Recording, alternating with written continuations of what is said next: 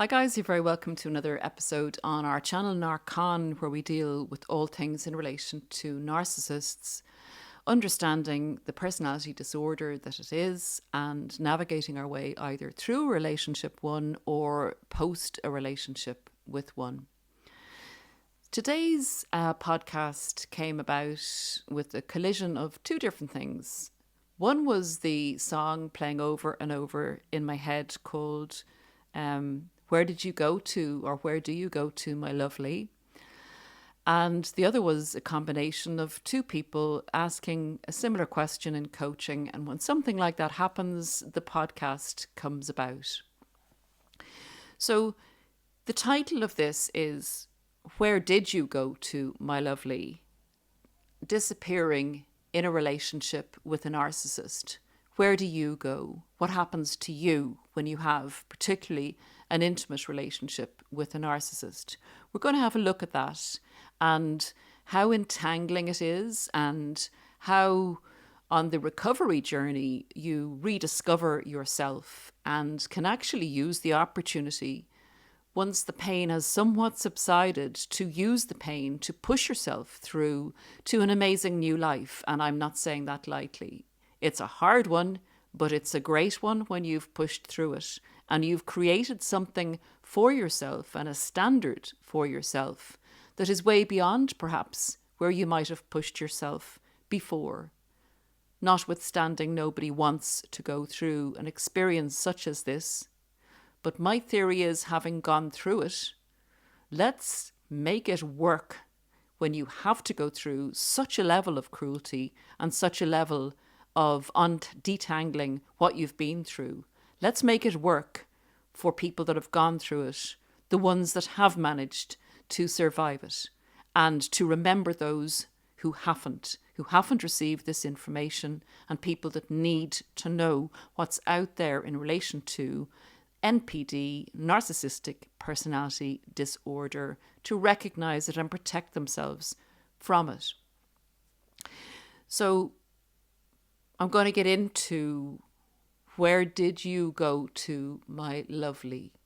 So many lovely, lovely people are put through the ringer with narcissists, the games that are played with them, the cruelty that is expanded or expended towards them, and the difficulty in recovering from such an encounter with somebody who has no empathy, who has, in my opinion, not the essence of humanity to function as a human.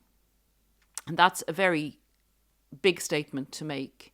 But if you're listening to some of the stories and seeing the distress and the destruction in people's lives, it's important to recognize that it is as bad as it gets, and that this information needs to get out there.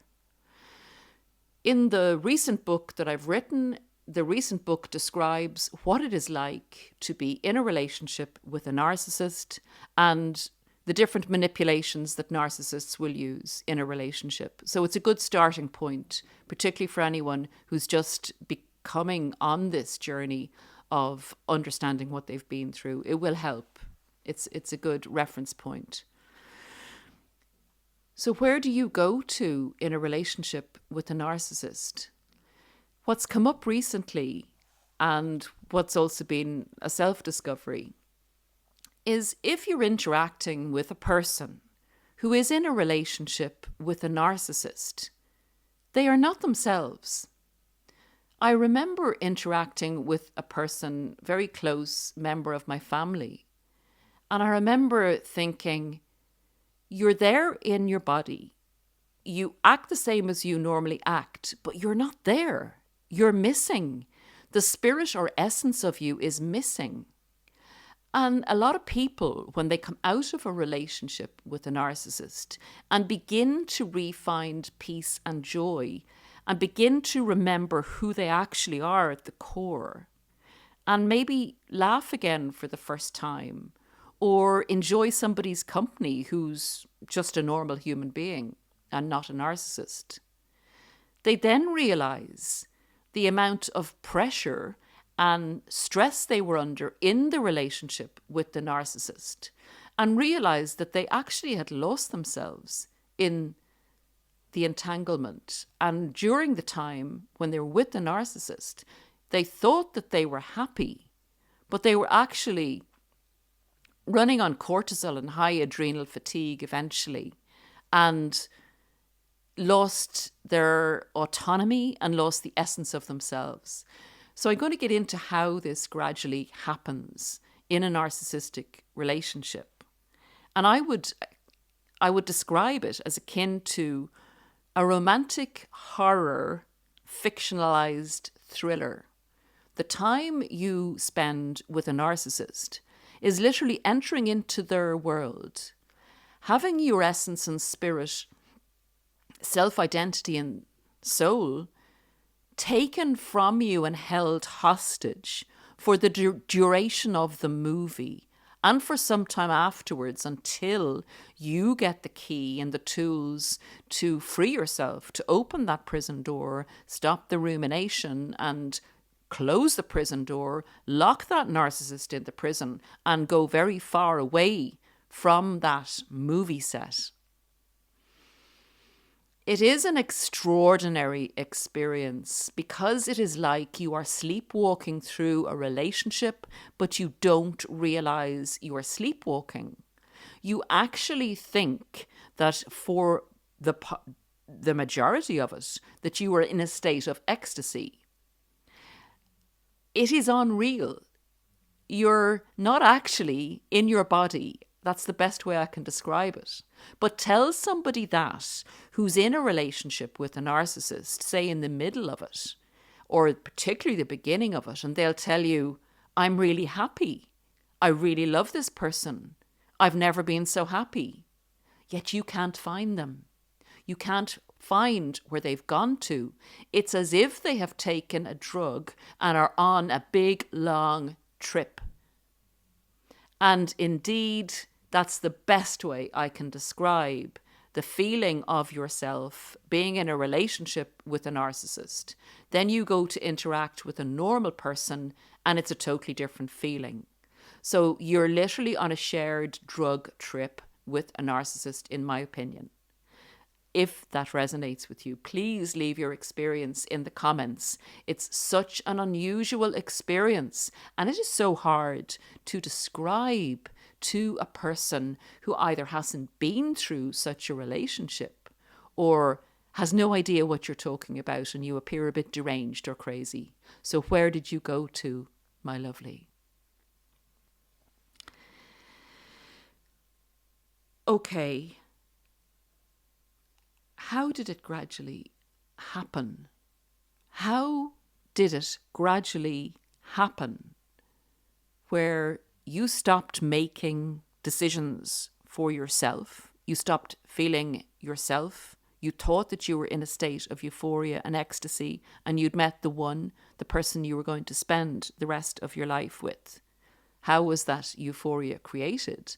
And how did you manage to go so deep into the unreal state that you were left not being able to make decisions, even simple decisions, during the relationship without referring to the narcissist?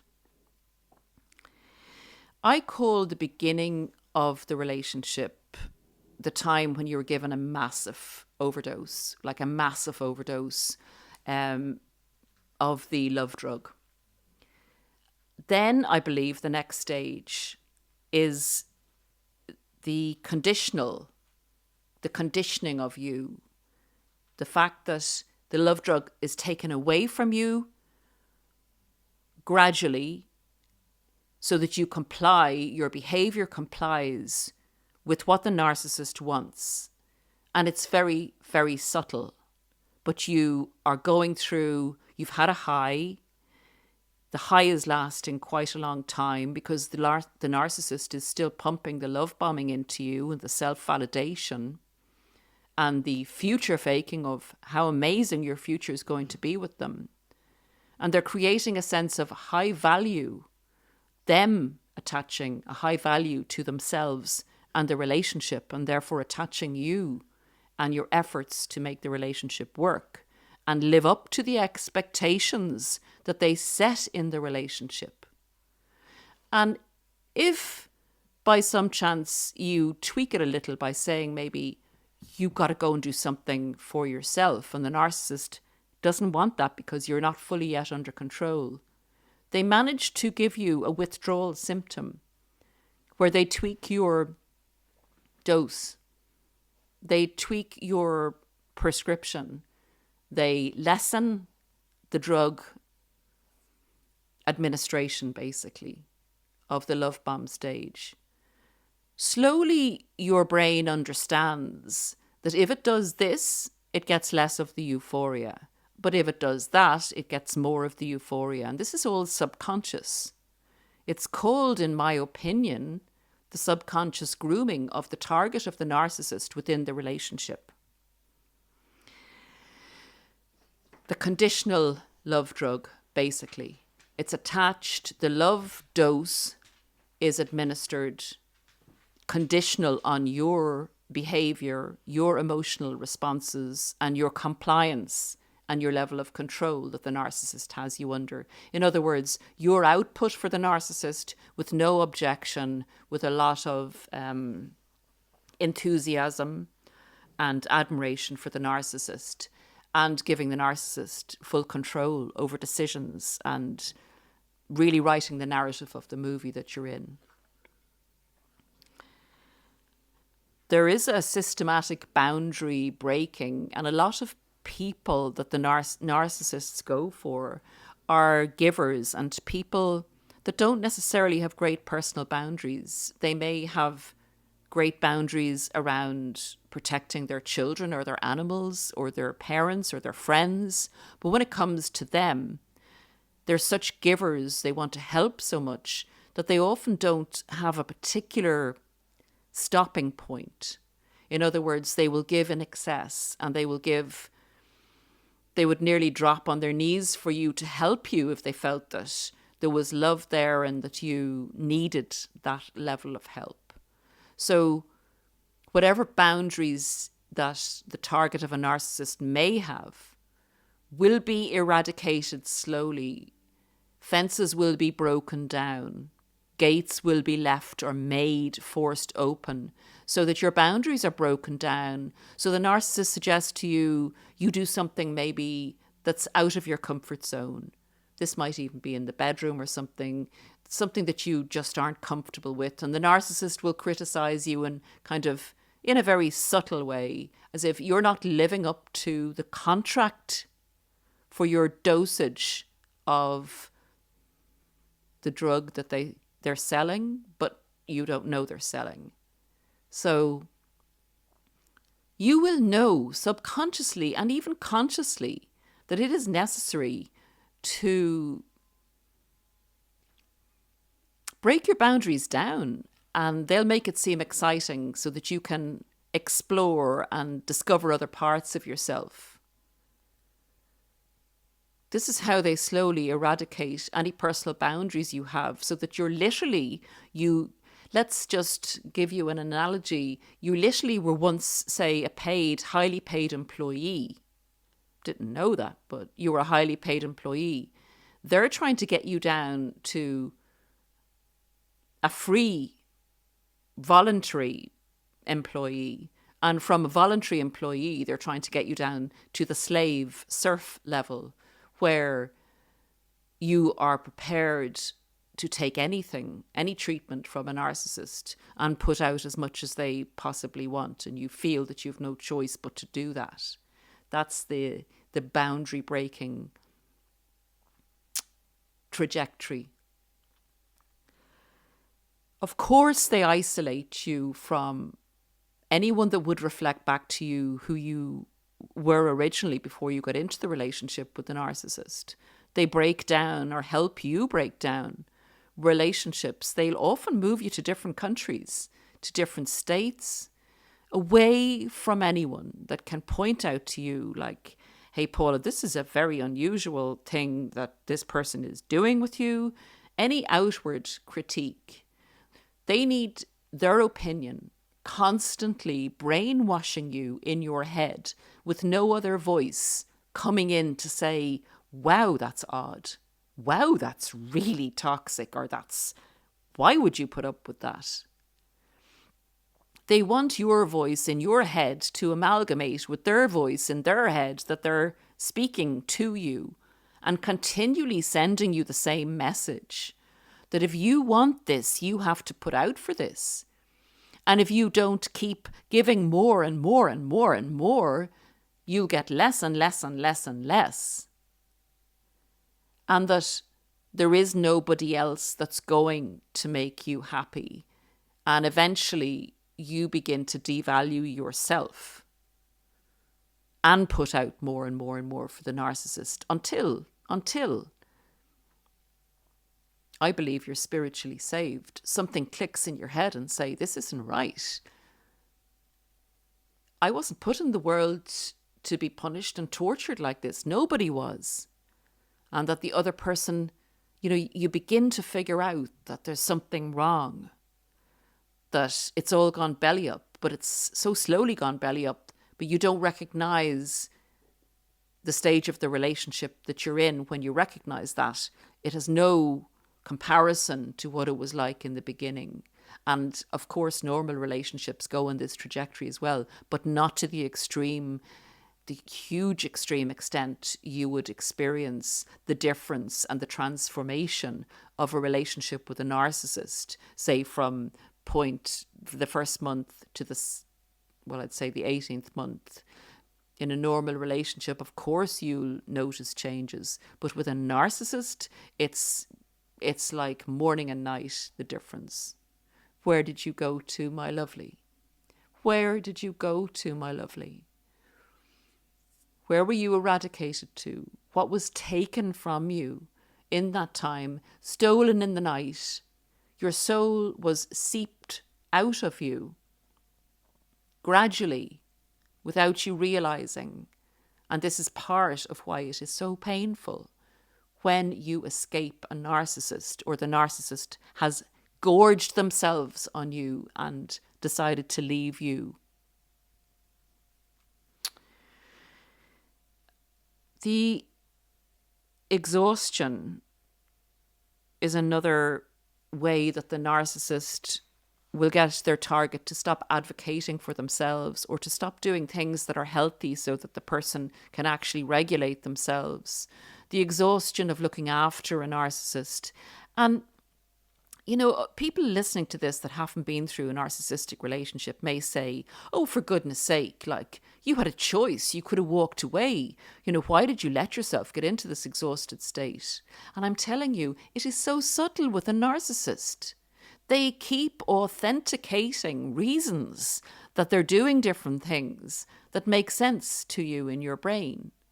And they then add a dollop of love to that. They then ask for your help. They then question your love for them when you don't do something that they need.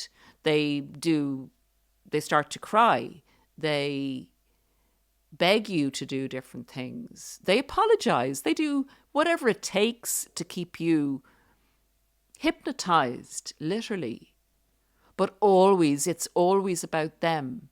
So in an exhausted state, you are not thinking straight. You're literally being reactive on a day-to-day basis to just get by. And then when it gets really bad, they'll do something really nice for you to keep you back in there again. And you have that, what we call in this community, the toxic hope of hoping that 2 days bad, 1 day good. 2 days bad, 3 days bad, 1 day good. They keep bringing you back on waves in the hope that if you keep doing what you're doing, that it's going to get better until you realize it's not. Usually with narcissists, there is high drama around their past relationships, their workplace stuff. They always have something going on, someone harassing them, someone contacting them, someone who hasn't played fair with them, some drama of some sort. This is exhausting. It's exhausting and it's mind-bending. And you kind of feel let's get through this drama and then we can make a decision and have a discussion about our relationship or whatever. But there's always another drama to replace it. Or the narcissist will go away for a while or give a mini discard.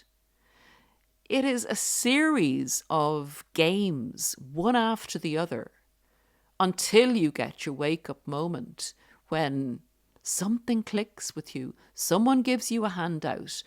Someone you love says, look what you're going through. You know, this isn't fair, or do you think this is fair? Or they point something out to you that's irrefutable.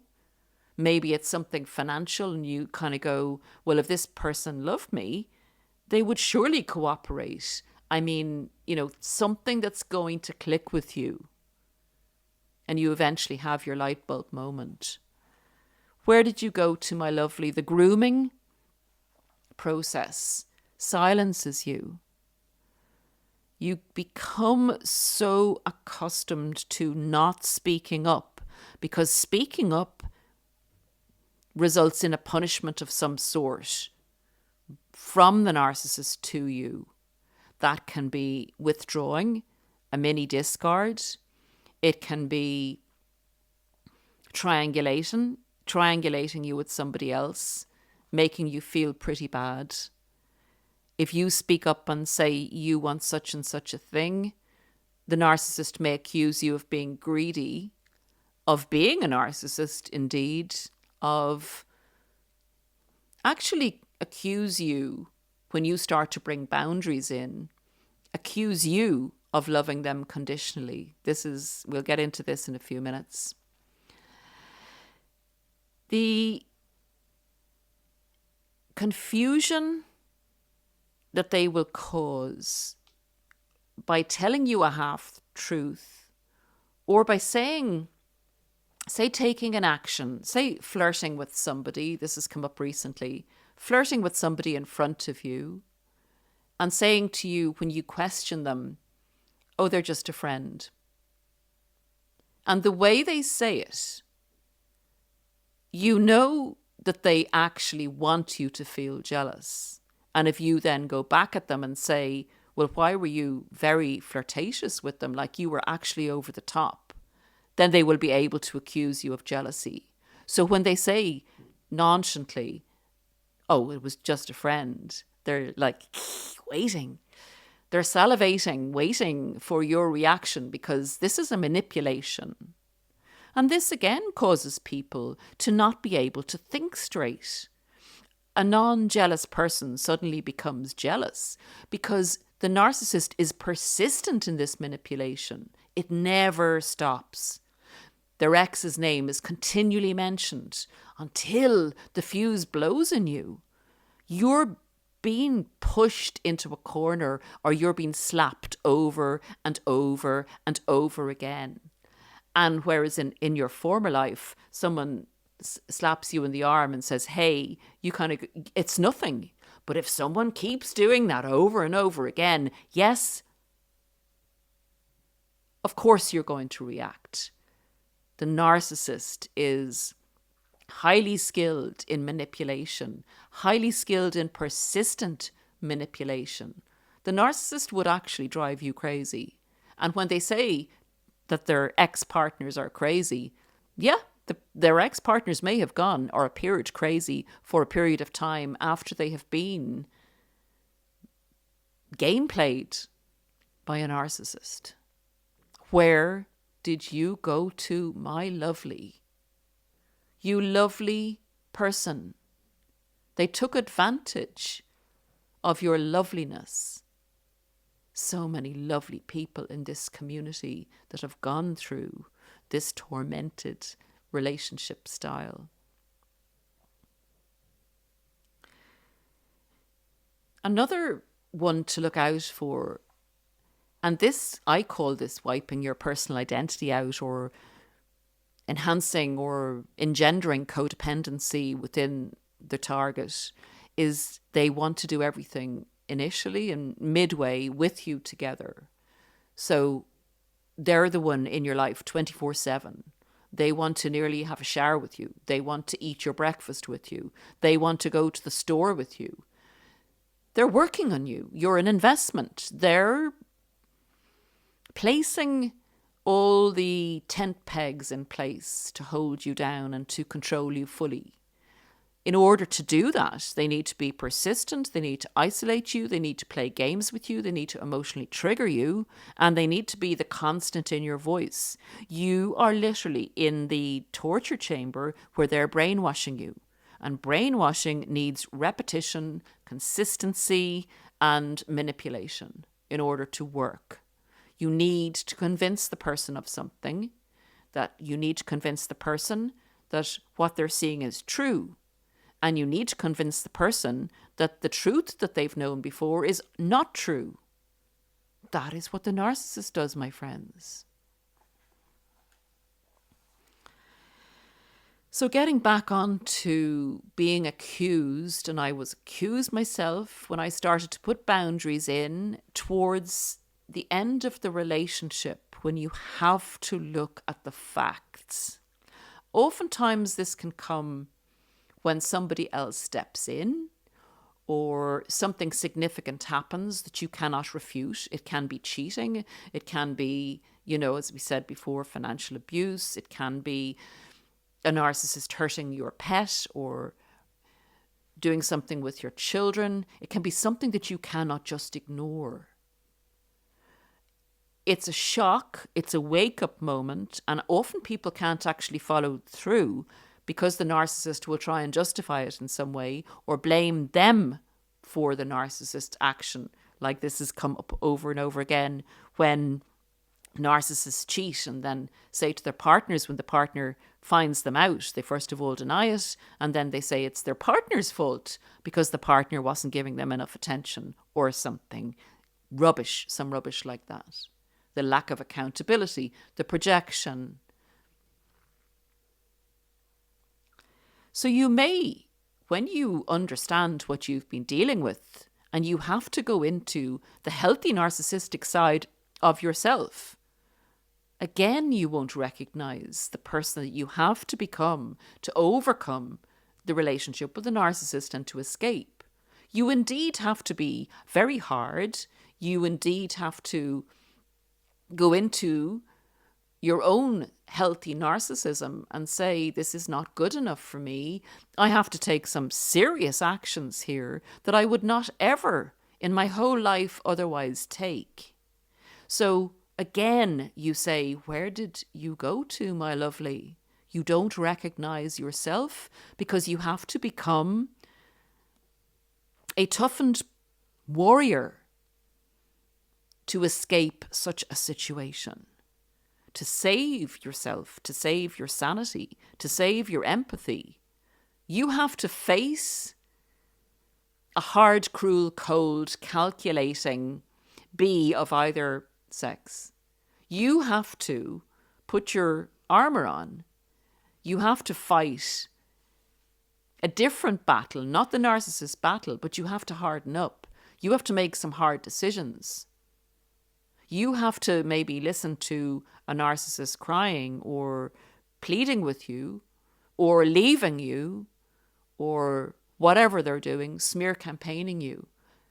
You have to be brave. You have to face into your escape and saving of yourself with a great deal of courage. It will pay off, but it's not easy.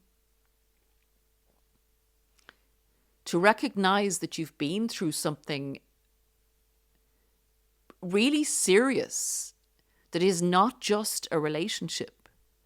You have been through something very significant that some people do not recover from because they take the ultimate route out, as I can't say it here on YouTube.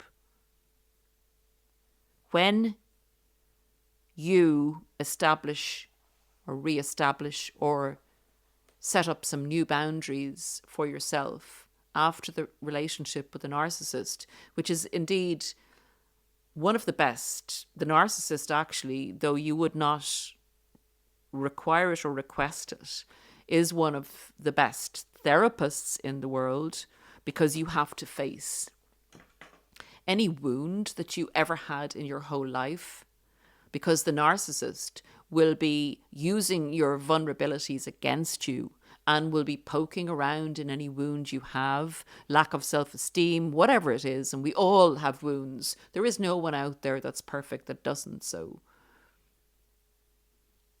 the narcissist will be highlighting all the areas in your life that it would be a good idea to take a look at and build up your defenses in relation to, and for once and for all overcome any feelings of inadequacy about yourself, any need for external validation, any lack of logic in relation to somebody telling you you're not good enough. You know, you have to say, well, how do you know I'm not good enough? And look at the person that's telling you this, and look at their moral compass, and look at who they are, and look at the actions they've taken in life. And, you know, request from them their employment papers showing them that they were made a judge of other people, that they qualified in the court of heaven to be a judge of other people. And then look at yourself and say, why are you listening to, you know, this self-appointed person who's not living the life that you would consider to be morally good, maybe? There are so many lessons to be learned within, after a relationship with a narcissist that will expedite anybody in their personal development and self-discovery. And actually, if you overcome this relationship, if you overcome this pain, and you will have the confidence within yourself to be brilliant, to be amazing, to be the best version of yourself. I hope one day, I don't want this to trigger anyone, that you will look back on this experience and say, where would I have been without this experience? I like who I am today, you know, and I worked hard to get to who I am today. And remember the people that didn't. And that's why I say, please share this information. I think that concludes Where Did You Go To, my lovely and so many lovely people out there, all helping each other. Help anyone in the comments you see that you think could do with a bit of hope or a word of encouragement. There are some lovelies. I am telling you, I have met some lovelies. And whereas I don't want to create a kind of a hate regime for narcissists, I would say that we need to hate their behaviours. Hope. A lot of us love family members who have narcissistic traits. It's a difficult one when you come across that type of situation. I think understanding their behaviours and protecting yourself from their behaviours and the result of the destructive behaviours is key, and that's what this channel is about. Understanding how they operate, protect yourself against it, and dislike their behaviours, if not the human form that they're living in, and hope for the best for their soul and for the best for their lives, which is difficult to do if you've been and are still under their destructive influence. Break free, get free. Learn about yourself, learn about what you've been through, and sending everyone hope. Sending everyone hope and sending everyone strength. And that concludes the podcast for today. We will be with you again soon. Take great care of yourselves in the meantime.